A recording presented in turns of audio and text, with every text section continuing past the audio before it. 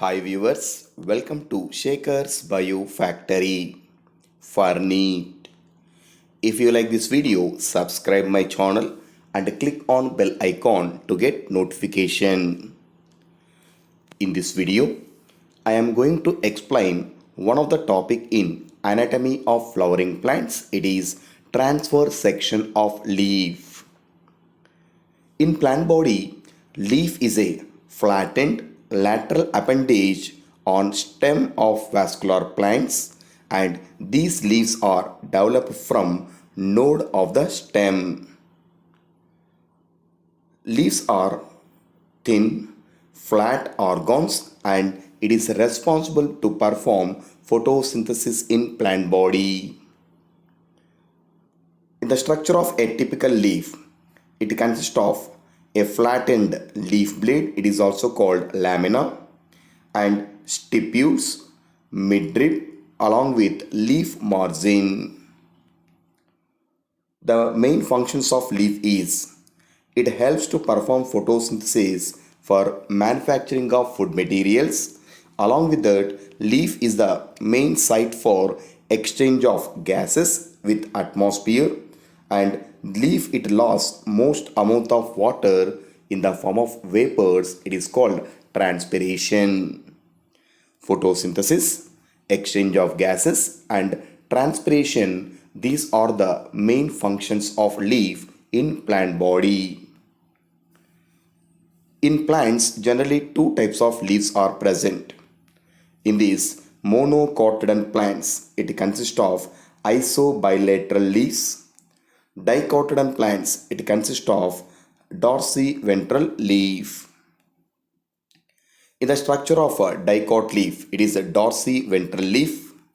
We can observe that the dorsiventral leaf, these are found in dicotyledon plants, and it is named as dorsiventral because it having both dorsal and ventral sides, it can easily distinct visible. That's why it is called dorsiventral leaf.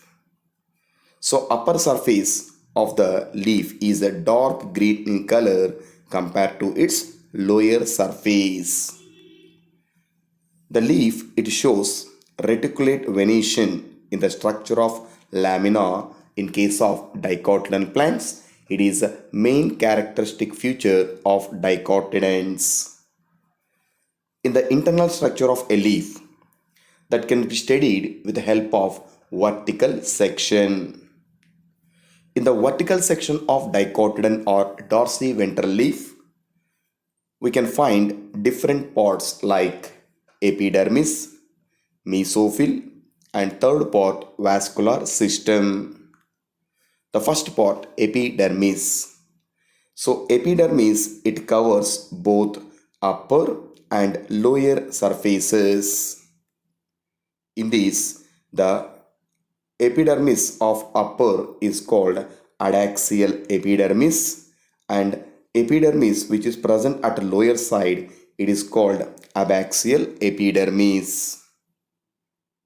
In this epidermis, stomata are less in number in case of adaxial epidermis compared to abaxial epidermis. The latter may be even some stomatas are absent even in adaxial epidermis in case of dicotyledon leaf.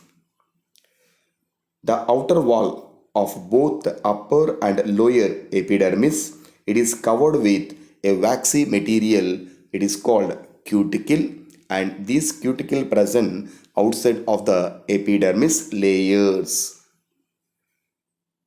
The main function of epidermal cell is the epidermal cells are parenchymatous cells, but there is no chloroplast in its structure.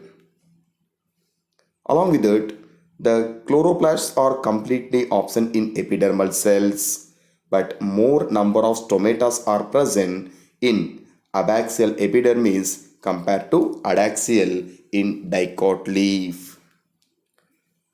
So just below to this stomata, inside of the leaf in mesophyll, it consists of a cavity It is helpful in gases exchange called substomatal cavity.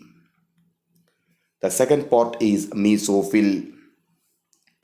So the tissues which are present in upper and lower epidermis is called mesophyll, and in this mesophyll it consists of very thin cell walled chloroplast containing parenchymatous cells, and these mesophyll can be differentiated into two types. One is pallidie parenchyma and second one is spongy parenchyma.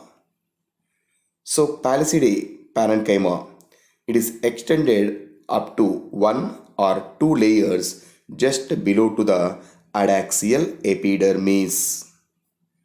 These pallidie parenchyma, it is made up of elongated cells which are arranged vertically and parallel to each other with more number of chloroplasts and active in photosynthesis.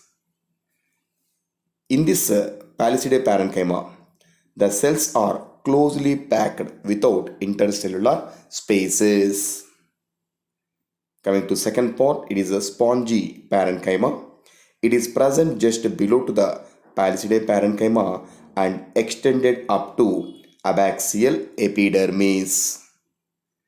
In this spongy parenchyma, the cells are oval or round in shape with irregular arrangement, consist of large intercellular spaces without any particular arrangement.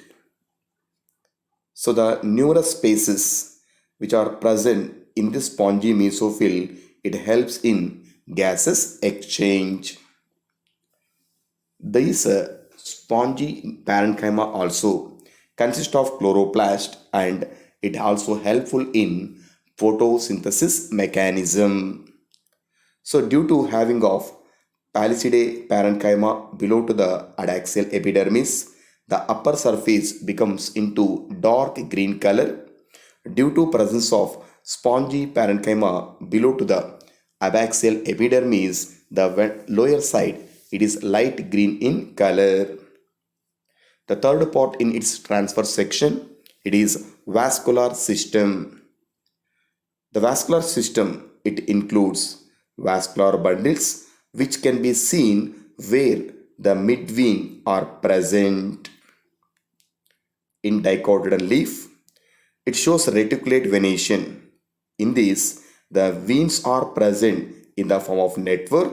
That's why the veins are vary in thickness in reticulate venation. The size of vascular bundles, it completely depends on the size of the midvein in dicotyledon leaf. The vascular bundles, these are large and thicker in vein, but lateral side, this lateral veins shows thin vascular bundles. The vascular bundles are generally surrounded by a thick layered cells called bundle sheath cells. These are the bundle sheath cells present around vascular bundle, but vascular bundle do not possess any cambium. The cambium is completely absent. Such vascular bundles are called conjoined and closed type of vascular bundles. So these are the features of a dicotyledon leaf. Along with that, in the monocotyledon leaf, the monocotyledon leaf is also called isobilateral leaf. In the anatomy of isobilateral leaf, most of the characters are similar to dirsiventral leaf in many ways, but in isobilateral leaf, some of the differences are present, and these isobilateral leaf are found in monocotyledon plants as a characteristic feature. In monocot leaf, this monocot leaf is also called as isobilateral leaf because this monocot leaf it appeared with same color in both dorsal and ventral side. Along with that, many features are same in both side of leaf. The upper surface and lower surface having same color in isobilateral leaf. Along with that, This monocotyledon leaf, it shows parallel venation. In lamina, it is a midvein. Along with that, many lateral veins are present in lamina in the form of parallel lines. In the vertical section of monocot leaf or isobilateral leaf, we can observe various features with the three parts. In this, first part is epidermis, second part is mesophyll, third part is vascular bundles. The first part, epidermis.